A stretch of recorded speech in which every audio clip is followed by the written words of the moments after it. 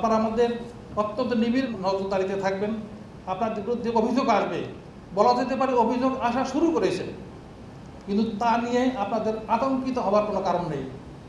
আপনাদের মনে রাখতে হবে যে নির্দোষ নিষ্প্রয়োজনে নিরীহ কোনো কর্মকর্তার কখনো আমরা কোনো ক্ষতি করবো না, কখনো আপনাদের সম্মানের জায়গা থেকে বদলি করে অন্য জায়গায় দেবো না, যদি না তার বিরুদ্ধে যে অভিযোগ আসবে সেটা যদি প্রমাণিত হয় এবং সঠিক হয় তখনই কেবল আমরা সেই ব্যবস্থা নেব। নির্বাচন কর্মকর্তাদের তালিকা ধরে বাড়ি বাড়ি গিয়ে তাদের পরিচয় জানা, এটা আপনাদের আমরা করতে বলিনি, এটা করবেন না। এটা নানা রকমের প্রশ্নের সম্মুখীন হতে হয় আমাদের। আপনারা জানেন নির্বাচন যারা আগে পরিচালনা করেছে তাদের তালিকা আপনাদের কাছে আছে।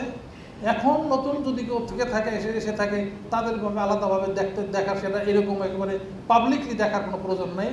আপনাদের বিভিন্ন গোপন সূত্র আছে, সেভাবে দেখতে পারেন।